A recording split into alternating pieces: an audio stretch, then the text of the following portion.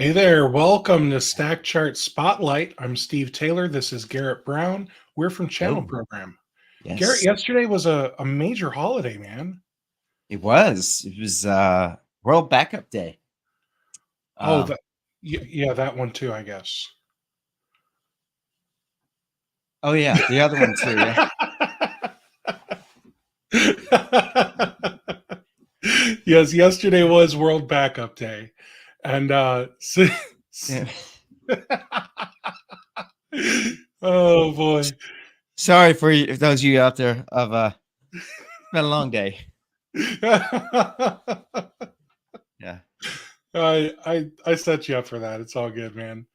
So, since yesterday was World Backup Day, we thought it would be only fitting to talk about BCDR devices. Now you're a well-educated MSP, so we're not going to talk to you like you don't know about these types of Yeah. devices. Hmm. Let's talk about some of the hottest BCDR companies according to you and your reviews. This category is huge. Um, Gosh, there are a lot of companies on this chart here. In fact, there are over 3 dozen unique companies that we know of offering BCDR services on this list. Hmm. Datto, Acronis, and Axient. These three are chart toppers, and if you're in the market for a new BCDR platform, they should all be on your list of companies to consider. All right, Garrett, reviews. Yeah, bro. Uh yeah, I mean, what do you want now? What you want now? Man, Datto's got a lot of them. I mean, in fact, all these companies have a lot. It's like all three of these companies really are pushing to have a boatload of reviews on our platform. That is awesome. Well, I don't think they have to push. I mean, be honest. I mean, backup and recovery is just you. I mean, you have to have it. I don't care who you are. Um, you have to, So, Mhm. I think what in backup and recovery, one of the most popular categories that we have, uh, for reviews and, I think but so, yeah. yeah, And let's be honest, if you're an MSP, the thing that helps you sleep at night is knowing your client's data is backed up. that's You know, true. you can have all the cybersecurity in the world, but if something goes wrong, you know you've got those backups. Hmm. So Yeah. if we look at the reviews here, the thing that I really like about what I'm seeing in these data reviews is everyone loves their product support. That just seems to be like, choose up to 3 aspects of this vendor channel vendor sorry, no, 3 strengths of Datto's solution. Look at that. Product support. I just picked a random. I knew it would be there because Yeah. product support is what everyone talks about when it comes to Datto, Hmm. which that's a good segue into our next segment, feature spotlight. Oh, look, we have new animation. I like that. Yeah. Yeah, Did you do that? I did. All right. So with this segment, we like to feature we like to talk about some features that we've seen on the list, if you will, of one of these companies. And I I want to pick Datto personally just because I have experience with them. Datto saved my bacon, and that's not to say any of these other vendors couldn't have done that. They Hmm. all they all are great solutions, okay? But Datto is the one I have experience with, and I gotta say, I, they saved my bacon, man. I mean, there's no What other way happened? to put it. I used Datto when I was an MSP. The product support was the number one thing I loved about it. Now, this was like 8 years ago. Okay, so I have no idea how things work today. I would like to think they've gotten better, and based on the reviews, it seems that they have. And they were fantastic then. I had a client server go down back then, uh, drive failure, and RAID failed. So I worked with product support at like 1 a.m. on a Saturday morning or Friday night, whatever whatever way you look at it.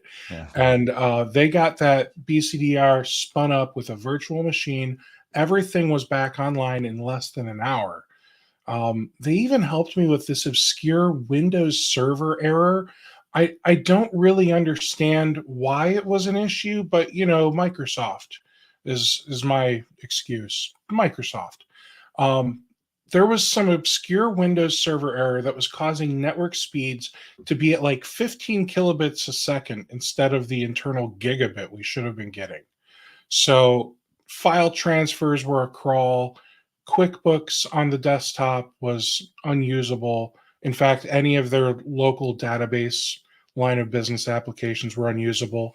And Datto helped me figure out there was a setting we needed to change in the network adapter properties. And it wasn't as simple as, like, if you remember, like 20 years ago, you'd have to go in and be like, let's manually tell it it's gigabit. It wasn't that. It was something like in the regedit. I couldn't tell you what it was. It was so long ago, man. But they fixed it. They did so much hand holding for me. I will never forget that. And if I had to start an MSP today, I would look at Datto because of my experience that I had with them in the past. Oh, that's cool. Well, yeah. Now, now, Garrett, do you have any, let's call it, war stories from your years as an MSP? Oh, yeah, man. I mean, well, first of all, sleeping comfortably at night, that is a goal, because there's all kinds of reasons things that little monsters that keep you up at night. Backup and recovery is one of those things, especially when you wake up. What was we used to use Synology. Yeah. Now this was a little bit back then, because all these backup and recovery guys, it's a completely different. They've evolved, which I love it. And we use some stuff there, some modern stuff right now. Matter of fact, today I had to do a quick restore on something for somebody that they somehow did whatever. How'd you do that? But it was quick. So that's the thing with the. I don't have anything in like. I mean, there are things that we have but it was one of those things where I learned very, very early on, to have multiple layers, because you can never rely on just one thing, because kind of what you said right there, like you're spinning up a VM, you may have a problem, but we would always do we would use Synology for, simple file backup. And then we would also use, we try to get a separate Synology designed for imaging the Windows machines, on a schedule. We'd sort of try to, air gap them at the time, as much as we could. But we also used, what was StorageCraft, which they got bought out by somebody. I forgot their name, but we used that, and they were awesome because Weren't they we bought had out to by have. ArcServe? What's that? Was it ArcServe? Yes. ArcServe. Thank you. And then we even sometimes we would come in and there was basically some of these guys would run at least back then. I don't know if they're still doing it a lot, but they would have like QuickBook servers. And it just depends on the size of the shop and whatever they were doing. But there was a couple of clients that were just they're huge. They have like 10 different kiosks for all that, and it was a lot of work. People in and out. And I one of the QuickBooks servers, we had raided it. Basically went down. And it later found out it was electrical surge, even though we had all the UPSs, and it fried everything.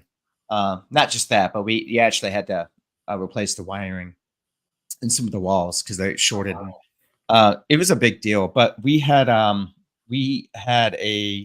I think StorageCraft at the time we were doing the imaging function, I think, on it, or and then also just kind of simple file backup. But we were able to basically get it stood up again, within a couple of hours, at least. Now, not fully, but at least it got us to the point where they could be operational at a bare minimum, where they could conduct business and start creating revenue while we worked in the background to get it fully stood up.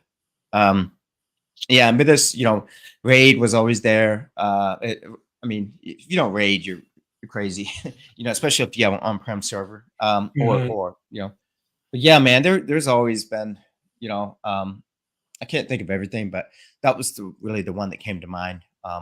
Because yeah, man, this is you gotta have layers on this stuff. I don't care who you're using, or you need to have layers. Heck, even if it's just flash drive, or Mhm. in actually in some cases we used for the most critical files that we're like, we're gonna do it. We would do the ultimate air gap where we put them on a like one of those gold archive type DVDs. Oh, Um, man. yeah, but we just stack them up. But this particular client had some things that you couldn't. They're immutable. You couldn't. I mean, if you lost them, it was done. But it worked. But there were various ways. There's different reasons and different needs and different types of environments, files to back up. So I'm really glad to see where we are now with all this. So that's the scenic view of your question. Oh, that's great, man. Well, thank you for sharing that. I think it's time for the MSP Buyer's Guide. All right. All right. Look at that, more So what we have graphic here. Boom. graphics. Mhm. All right, so we're going to put our COO hats on, Chief Operating Officer. As the All right. Chief Operating Officer of an MSP evaluating BCDR platforms, here are some key questions that we think you should be considering or asking as you do your software or hardware selection. So the first thing that I would look at is compatibility. Is the backup solution going to be compatible with your client's existing infrastructure, operating systems, applications? You know, as we move more and more to the cloud, I would say that this becomes uh, both less relevant and more relevant all at the same time, because the old school way of thinking of we got to back up servers, maybe they don't have servers in house anymore because they moved everything online, but you still need backups. Just because it's in Azure doesn't mean you don't back it up. Yeah. Yeah. Next thing I would consider is scalability. Can this scale and meet the growing needs of the client's business? A perfect example would be uh, maybe your client is a marketing firm and they create a lot of like really big files. They use Adobe, all the things, and it's not uncommon for one of their marketing projects to have 10 gigs of files, and they work on, let's call it, 10 to 20 marketing projects a month. So you can actually forecast their growth, right? And Mhm. as you forecast, you want to make sure you're buying a device that's capable not only of holding all of that information, but you got to make sure you're holding revisions too. So make sure you consider that too. And can it scale? Does it have room for more drives when you outgrow the amount of space you got now? Yeah, that right there is a big one. Because that's especially if you have like an on-prem, device of some sort. A lot of people get the cost effective, like just fill it up. You don't have any more space, and next thing you know, you're having to buy more of the devices. Not a bad thing, but it's still something to definitely consider with scalability. Absolutely, yeah. Data protection. Um, you mentioned immutable. Do we need something that has encryption? Does it need to be immutable? Does it need to be air gapped? So, what type of integrity, security, and compliance does the backup need? And that's a lot of data protection type of features all wrapped up into one. But yeah, if your client is HIPAA, you've got certain standards you've got to meet, you've got certain retention policies you've got to adhere to. So, think about, again, big picture data protection for your client backups. Yeah, that's a big one. Perfect. The last one I want to talk about is disaster recovery. So, as I mentioned earlier, Datto and other backup solutions have the ability to spin up a virtual machine in an emergency. So, even if the hardware server goes down, there are devices out there that can get the client back up and running in seconds or minutes. Mhm. So, as part of that disaster recovery plan, you should have a conversation with your client about, what kind of recovery time objective is reasonable, and what are you willing to spend to achieve that, because those two are unfortunately very tied together. Yeah, they are.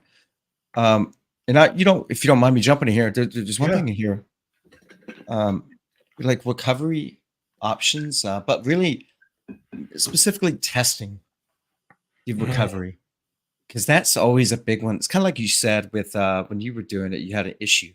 You didn't expect it. I've run into a lot of issues, especially back in the days where so everything looked great. We do whatever, but wh- when the when it came down to it, um, if you're not testing a recovery or somebody doesn't offer some sort of recovery testing, um, I know there's some guys out there that do um, recovery testing for you. So that to me, in my experience, that right there is worth whatever, that's what I'm looking for, me, because I've had too much experience with it, recoveries not working. And then, for whatever reason, you know, and then maybe you have to rely on a simple file backup and then you have to build. But testing the recovery images or the VMs, whatever it is, got to check for that, because if they offer that service, definitely that's important to me, because I don't have to take the time to do it. I want to find out when it's happening. So I think that's a very good feature to look for. Absolutely. Well, hey, thanks so much, everyone, for being with us for another StackChart Spotlight. I am opening up my schedule so that way I can tell you next week we are going to talk about platform as a service. And that's an interesting category to me, because it's such an just the name alone is interesting. So I can't wait to have you tell us what platform as a service means next week. And I'll catch you guys at the next episode. Take care, All everybody. right. Bye, buddy. Thank you. Bye.